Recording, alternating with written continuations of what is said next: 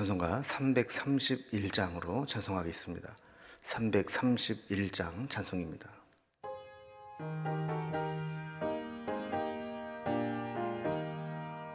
영광을 받으신 만유의 주여, 우리가 명령을 따르리다.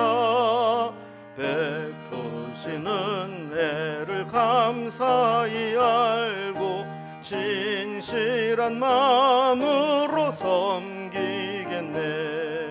구주의 은혜 주시는 대로 영원히 받들어 섬기겠네. 찬송하겠네, 찬송하겠네. 생명을 주시는 구주로다. 구주를 높이고 잘 공경하여 온유한 마음으로 섬기리다. 주 예수 안에서 즐거워하며 충성을 다하여 섬기겠네. 구주의 은혜 주시는 대로 영원히 받들어 섬기겠네. 찬송하겠네, 찬송하겠네. 생명을 주시는 구주로다.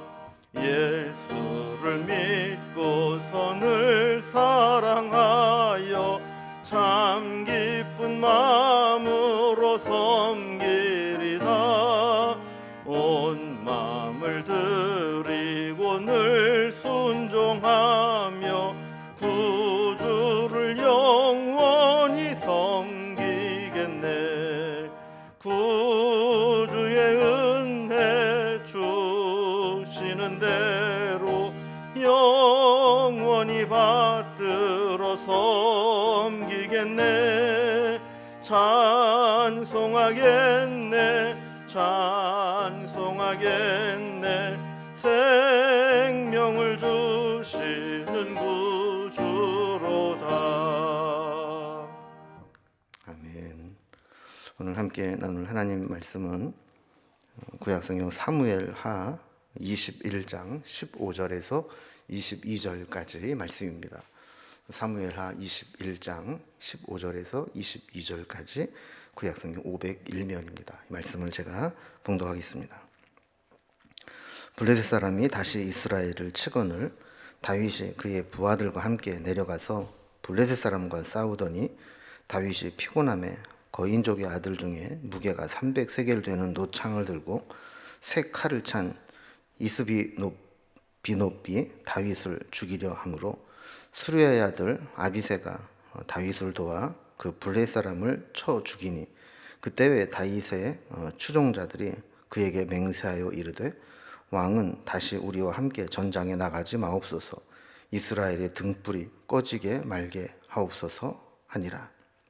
그 후에 다시 블레셋 사람과 곱에서 전쟁할 때에 후사 사람 십부게는 거인족의 아들 중에 삽을 쳐 죽였고, 또 다시 블레셋 사람과 곱에서 전쟁할 때에 베들레헴 사람 야레오르김의 아들 엘하나는 가드 골리앗의 아우 라흐미를 죽였는데 그 자의 창자루는 배틀채 같았더라.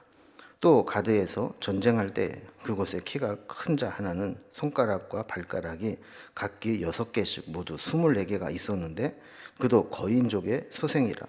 그가 이스라엘 사람을 능욕함으로 다윗의 형 삼마의 아들 요나단이 그를 죽이니라. 이 네 사람 가드의 거인족의 소생이 다윗의 손과 그의 부하들의 손에 다 넘어졌더라. 아멘. 이 세상에 독불 장군은 없다고 이야기를 합니다. 또 아무리 훌륭한 위인과 또 장수를 할지라도 혼자 힘으로 큰 업적을 이루는 것은 불가능합니다. 누군가가 만약에 크게 성공하고 또 큰 업적을 이루었다고 한다면 그 이면에는 그를 위해 충성하고 그를 도운 많은 사람들이 있었다는 것을 의미하는 것이죠. 다윗도 마찬가지입니다. 다윗이 어디로 가든지 하나님께서 이기게 하셨고 승승장구하면서 살아왔다 할지라도 그것은 다윗 혼자만의 힘으로 가능한 것이 아니고 다윗과 함께 지내면서 다윗을 돕고 다윗과 끝까지 함께 하겠다고 충성을 맹세한 많은 용사들이 있었기 때문입니다. 그래서 다윗은 계속되는 위기와 고난 가운데에서도 결국 그런 조력자들, 다윗 주변의 용사들로 인해서 승리하는 삶을 살게 된 것이죠. 우리도 마찬가지입니다. 우리가 어떤 성공을 하거나 영적 승리를 거두게 된다면 그것은 다른 많은 사람들의 수고와 협력과 희생이 함께 있었기 때문에 가능하다라는 사실을 기억해야 됩니다. 우리가 어제 살펴본 말씀처럼 이제 21장부터는 어떤 연대 순으로 기록을 한 것이 아니라 어떤 사건이나 또 주제별로 정리를 하고 있는데 오늘 우리가 읽은 본문의 말씀은 이렇게 다윗을 도왔던 용맹스러운 용사들은 어떤 사람들이 있었는지, 특별히 이 블레셋과의 전투에서 이 거인들과 싸워서 이기도록 했던 용사들은 어떤 사람들이 있었는지를 소개해주고 있습니다. 오늘 이제 단락별로 좀 구분을 해보면 먼저 15절에서 17절까지는 용사 아비새가 블레셋의 거인들을 물리친 사건이 나오고 또 18절, 19절은 용사 십부게와 엘하난이 블레셋의 거인들을 물리친 사건이 나옵니다. 그리고 20절에서 22절까지는 용사 요나단이 거인을 물리친 사건이 나오고 또 이 모든 상황들을 정리하는 맺는 말로 마무리를 하고 있습니다. 자, 먼저 첫 번째 아비새의 활약을 보도록 하겠습니다. 오늘 보면 15절에서 마지막 절까지는 또 우리가 어제 살펴본 말씀과는 또 전혀 별개의 내용으로 다윗의 용사들 중에서 블레셋에 거하는 이 거인들과의 싸움에서 이긴 용사들에 대한 이야기를 묶어서 이야기를 하고 있습니다. 다윗은 평생 전쟁을 한 사람입니다. 왕이 된 이후에도 전쟁은 끊임없이 이어집니다. 이 당시에는 이제 전쟁에 나갈 때 왕이 참전을 하는 경우가 많이 있었습니다. 심지어는 전쟁을 지휘하고 전쟁의 최전방에 서서 전쟁을 이끌기도 했었던 것이죠. 그 왕이 이렇게 직접 솔선수범하면서 앞장서서 전쟁을 치르는 것과 왕이 전쟁에 관심도 없고 나가지도 않는 것과는 군인들의 사기나 또 전쟁의 결과에 큰 영향을 끼치기 때문입니다. 자, 그런데 이렇게 모든 전쟁에 다윗이 함께 참전을 하다 보니까 이 다윗이 자꾸 위험에 노출되는 상황이 반복적으로 발생하게 됩니다. 그래서 그들은 위험을 감수하고서라도 다윗 왕이 계속해서 전쟁에 참여하는 것이 좋은 것인지 아니면 이제는 안전을 도모하면서 뒤에서 군사들을 격려하고 독려하는 역할을 하는 것이 좋은 것인지 갈등을 하게 되는 겁니다. 15절 이하에 보면 다윗이 블레셋과 싸움할 때를 이야기합니다. 그래서 블레셋 사람이 다시 이스라엘을 치거늘 이렇게 시작을 하면서 이 블레셋과의 이 전쟁이 일어나게 되는데 다윗은 늘 평소에 했던 대로 이번에도 부하들과 함께 전장에서 함께 보내면서 전쟁을 이끌고 있는 것을 보게 됩니다. 근데 마지막 부분에 보면 다윗이 피곤함에 그럽니다. 그러니까 나이가 들어서 그런지 아니면 계속되는 전쟁에 나가서 그런지 이 다윗도 이제 체력적인 한계를 느끼고 피곤함을 느끼게 되었다는 겁니다. 16절에 보면 다윗이 피곤한 사이에 거인족의 아들 중 하나인 이스비 브놉이 다윗을 죽이려고 했던 적이 있었다라고 소개를 합니다. 그러니까 전쟁에 나갔다가 거인의 그 공격을 받고 하마터면 죽을 뻔했다라는 겁니다. 그가 300세겔 무게가 되는 노창을 들고 서 있었다. 그러니까 꽤 무거운 이 창을 그냥 자유자재로 움직일 수 있는 거인이었다라는 겁니다. 17절에 있는 말씀처럼 이 수르야의 아들 아비새가 다윗을 돕고 구해주지 않았더라면 다윗이 목숨을 잃을 수도 있는 큰 위기를 만나게 되었다라는 겁니다. 자, 그래서 이 아비새의 도움으로 목숨을 겨우 부지하게 되었는데 이때 이제 신하들이 충격을 받게 되죠. 그래서 다윗에게 제안을 하고 맹세를 시킵니다. 17절 뒷부분에 보면 왕은 다시 우리와 함께 전장에 나가지 마옵소서. 이스라엘의 등불이 꺼지지 말게 하옵소서.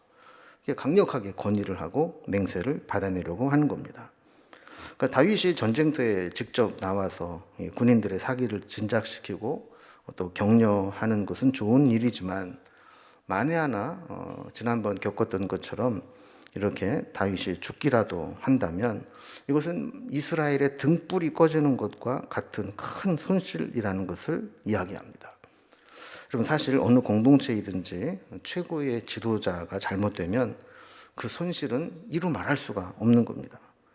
다른 피해나 손실과는 비교할 수 없는 큰 혼란이 생기게 되는 것이죠. 그래서 지혜로운 사람들은 어떻게 해서든지 자기 지도자를 보호하고 지도력을 잘 발휘할 수 있도록, 그래서 최고의 능력을 나타낼 수 있도록 돕는 역할을 하게 됩니다. 지도자는 때로 솔선수범하고 앞장서서 진두지휘를 해야 될 때도 있지만 때로는 위험 부담을 줄이고 최고 지도자로서의 임무를 차질 없이 진행하도록 해야 될 필요도 있습니다. 다윗은 이렇게 매번 전쟁에 나가게 되면서 신체적으로 민첩해지지 못하고 또 최전방에서 군사적으로 도움이 안 되는 상황이 될 때에는 차선책으로 자기가 후방에서 어떻게 도울지, 자기의 능력 범위 내에서 어떻게 하는 것이 좋을지 이것을 찾아서 하는 지혜로움도 필요하다라는 것을 보게 됩니다. 어쨌든 이렇게 블레셋과의 전투에서 위기를 당했지만 아비새의 도움으로 목숨을 다시 부지하게 되는 사건을 기록하고 있습니다. 자, 두 번째 단락을 보면 용사 십부게와 엘하난에 대한 활약상을 이야기합니다. 자, 블레셋 이스비 분업의 침략을 막아낸 후에 한동안 잠잠했던 블레셋은 다시 공격을 해오게 됩니다. 18절에 보면 그 후에 다시 블레셋 사람과 고베에서 전쟁을 할 때에, 자, 그러면서 다시 전쟁이 블레셋과 일어나는 것을 보게 되죠. 이때 다윗을 대신해서 나가서 싸우고 승리한 용사들의 명단이 나오게 되는데, 먼저 18절 중간에 보면 후사 사람 십부게가 나오게 됩니다. 그러니까 거인족의 아들 중에 삽을 죽였다 그러는데, 역대상에서 이 다윗의 그 군인들을 정리한 내용들을 보면 다윗의 30용사 중에 한 사람의 명단에 들어가 있습니다. 그가 블레셋의 거인족이었던 삽이라는 사람을 죽이는 공을 세우게 됩니다. 그리고 19절에 보면 블레셋이 또다시 침략을 해오게 되는데 이때에는 엘하난이라는 사람이 등장을 합니다. 엘하난이 죽인 사람은 가드 사람 골리앗의 아우 라흐미를 죽였다는 겁니다. 골리앗 집안은 집안 자체가 대대로 거인 집안이었던 것 같습니다. 그래서 골리앗도 엄청난 거인이었지만 그의 아우 라흐미도 거인으로서 출전을 했는데 엘하난이 그를 막아낸 것입니다. 세 번째 용사는 요나단입니다. 이 다윗을 도운 마지막 용사는 요나단인데 20절 말씀을 보면 이 다윗의 조카 요나단이라고 되어 있습니다. 그러니까 다윗의 그 친구 사울의 아들과는 다른 요나단입니다. 이 요나단이 물리친 블레셋의 장수의 이름은 구체적으로 누구를 물리쳤다라는 기록은 없습니다. 다만 20절에 보면 블레셋 사람의 신체적인 특징과 또 그 체격 조건이 나오게 됩니다. 그리고 그들의 특징 중에 하나는 키가 큰 자 하나는 손가락 발가락이 6개씩 있어서 총 24개 가락이 있고 키가 큰 괴물과 같은 자다, 이렇게 묘사를 하고 있습니다. 21절을 보면 그가 이스라엘 사람을 능욕했다 그럽니다. 그러니까 이 심리전에 능했다라는 거예요. 그러니까 엘라 골짜기에서 능욕을 하면서 심리전을 벌였던 이 골리앗과 마찬가지로 자신의 어떤 장점을 살려서 아주 그 건장한 이 거의 거구를 이끌고 와서 계속해서 능욕을 하면서 심리전을 벌이면서 전쟁을 도두었던 겁니다. 그래서 다윗의 형인 삼마의 아들 요나단이 그를 죽였다 그럽니다. 그를 죽임으로써 가드의 거인족의 소생이 다윗과 그의 부하들의 손에서 다 죽게 되었다 그러죠. 그래서 22절에 보면 이 다윗의 용사들에 대한 총 맺는 말이 나오게 되는데, 이 네 사람 가드의 거인족의 소생이 다윗의 손과 그의 부하들의 손에 다 넘어졌더라, 이렇게 이야기를 합니다. 오늘 말씀을 정리를 해보면, 우리가 젊고 한참 그 몸으로 뛰어야 할 때는 솔선수범하고 몸을 사리지 않고 열심히 뛰어 다니는 것이 필요합니다. 그러나 어느 정도 나이가 들고 맡은 책임이 중차대해지게 되면 이제 위험한 일들은 또 다른 사람에게 맡기고 자기가 죽음으로 인해서 등불이 꺼지는 것과 같은 그런 이제 공동체의 존폐 문제가 걸린 일들은 이제 조심할 필요가 있다라는 거예요. 왜냐하면 이 지도자는 작고 지역적인 승리보다는 나라 전체의 안위와 또 앞으로의 갈 길이 더 중요하기 때문에 그렇습니다. 사실 이게 지도자의 고민이면서 갈등이죠. 성경에 보면 다윗과 이스라엘을 대적하는 블레셋에게는 아주 무시무시한 적장들이 많이 있었습니다. 그들의 체격이나 또 그들이 사용하는 무게의 크기나 무게, 이런 것들을 보면 일반인들은 사용할 수 없을 정도로 엄청난 것들이었죠. 하지만 이스라엘 안에는 다윗을 대신해서 목숨을 걸고 싸울 수 있는 장수들이 많이 있었던 겁니다. 그래서 결국 이 전쟁과 싸움의 이 승패는 어떤 객관적인 전력이나 힘의 우위에 의해서만 결정되는 것은 아닙니다. 얼마나 충성된 사람이 있느냐, 얼마나 유능한 사람이 있느냐, 여기에 따라서 전쟁의 승패가 결정되기도 하는 것이죠. 이렇게 다윗을 위해 싸웠던 많은 장수들이 있었기 때문에 이스라엘에는 다윗 시대 나라가 점점 강성해지고 황금기를 이룰 수 있었던 겁니다. 다윗이 아무리 훌륭한 백전노장이라 할지라도 나이가 들면 점점 피곤해지고 약해지게 됩니다. 그러나 그를 돕는 자들이 힘있게 일어나게 될 때 그 다윗의 부족함들은 메워지게 됩니다. 크고 강성한 나라나 조직은 어떤 지도자 한 사람만의 유능함이나 힘으로 이루어지는 것이 아닙니다. 그를 돕는 용맹스러운 함께 헌신하는 자들이 있을 때 가능한 것이죠. 하나님의 교회도 마찬가지입니다. 담임 목사나 교역자들의 역량만으로는 교회 공동체를 부흥시키고 또 성장하게 하는데 분명히 한계가 있습니다. 다윗의 용사들처럼 자기 목숨을 걸고 하나님 주신 비전을 향해 달려가는 헌신된 교인들이 힘이 모아질 때 이 일은 가능하게 되는 것이죠. 우리 명륜중앙교회 공동체도 이런 다윗과 그 용사들과 같은 그러한 멋진 협동과 또 도움의 손길들이 있어서 하나님이 우리 교회에 주신 귀한 비전과 사명을 이루어 나갈 수 있기를 주님의 이름으로 기원합니다. 기도하겠습니다. 하나님 아버지, 이 세상에는 객관적인 전력보다도 얼마나 충성되고 헌신되냐 하는 것으로 판정이 될 때가 있습니다. 하나님께서 이곳에 명륜중앙교회를 세우시고 또 하나님 나라 확장을 위해서 최전방에 서게 하여 주셨는데, 이 일에 지도자와 그를 돕는 성도들이 한 마음이 되어서 우리에게 있는 사명들, 하나님 주신 비전을 이루어 나갈 수 있도록 인도해 주시옵소서. 사람이 정말 중요할 때가 많습니다.